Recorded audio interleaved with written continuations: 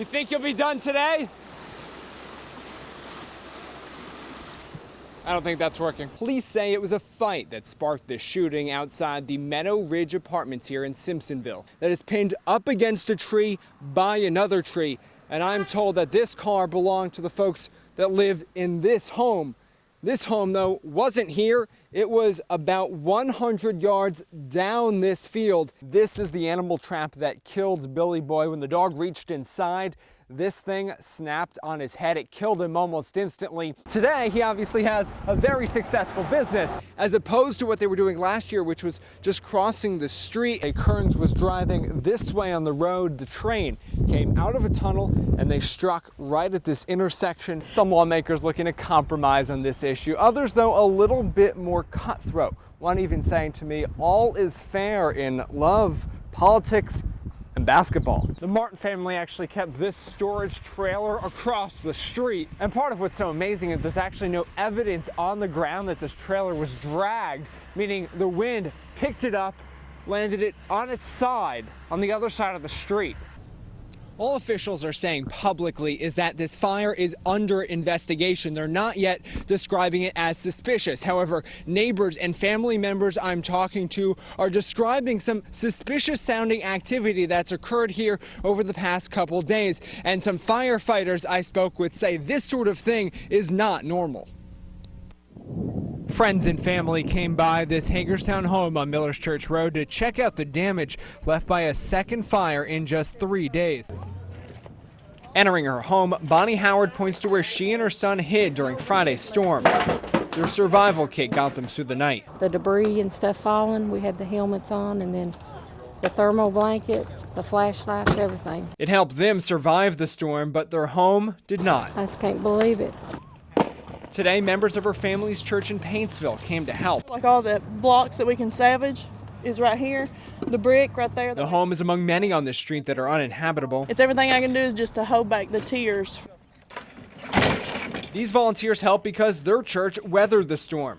Other nearby churches weren't so fortunate. Thy kingdom come. Thy will be done. The St. Luke Catholic Church in Selliersville, for instance, held service this morning in the kitchen.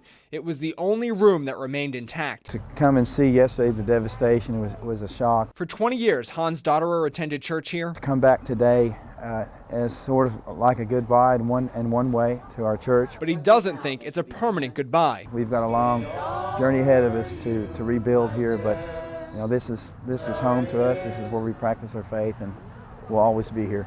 The father of St. Luke Catholic Church says there is no doubt that this area is just going to have to be bulldozed. The cleanup process, though, will likely take months. It could be 1 to 2 years before this church sees another fully formed structure in its place. 7 people actually sought refuge inside this church. Just enough of the building remained to keep them safe and hold services inside one last time. Covering the news in Magoffin County, Adam Weiner, LEX 18 News.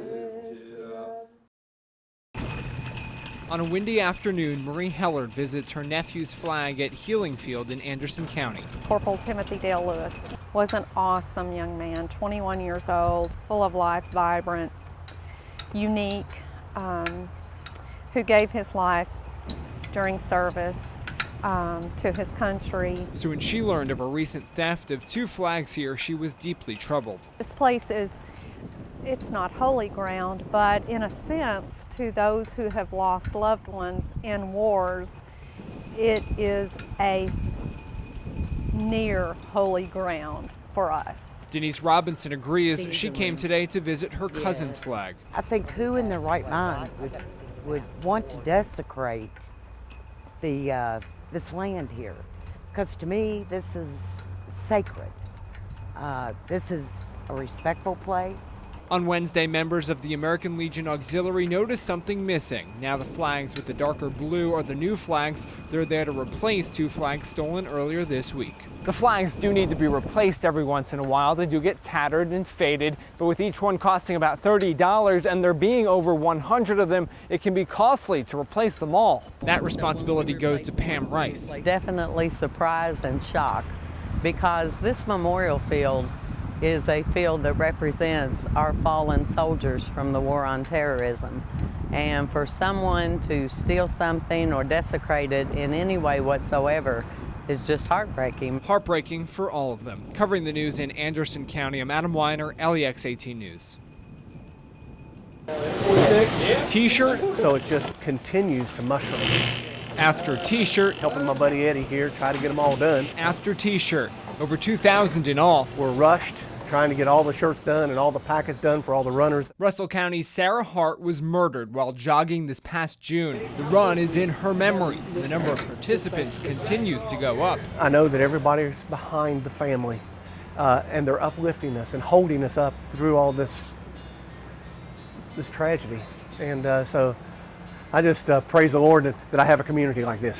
The money made is going to a scholarship in Hart's name, and that scholarship just got a whole lot bigger thanks to a phone call from Wendell Roberts' alma mater. But he says, we would like to come on board as a sponsor, but a sponsor for the race in a very special way. Kentucky Christian University says if the recipient of the Sarah Hart Scholarship wants to go to KCU, they will match the scholarship amount.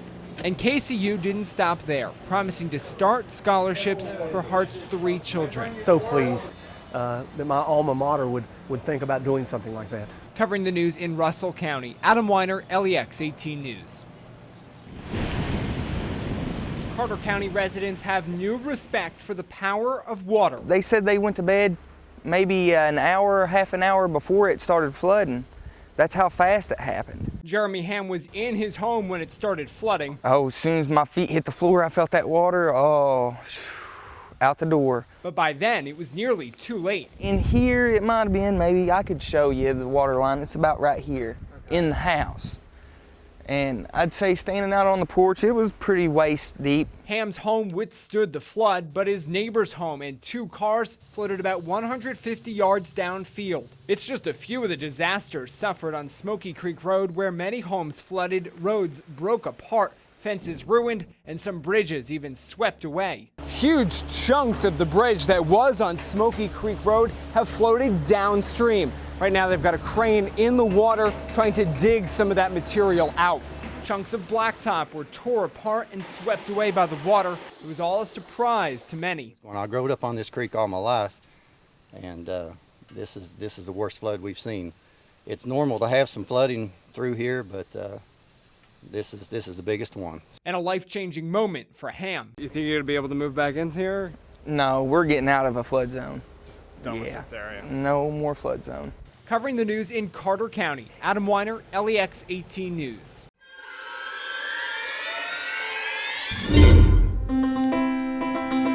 It was their dream ceremony I think I had 11 bridesmaids and he had 12 groomsmen. at a dream location. It was beautiful on the outside and, you know, the big steps and the columns. Misty Dawn Covey had the Gone with the Wind wedding she'd always wanted. In my other life, I pretend I'm Scarlett O'Hara anyway, from back when things were so much different. But she also wanted to see inside the mansion. We were originally told we couldn't get in there. But the rules were bent just this one time. We took advantage of it and it's just beautiful inside, but had no idea what we would end up with in our photos. Until the photographer called. He was really creeped out. At first, I was very kind of, oh my goodness, what is that? And the more I thought about it, it was sort of like, who is that?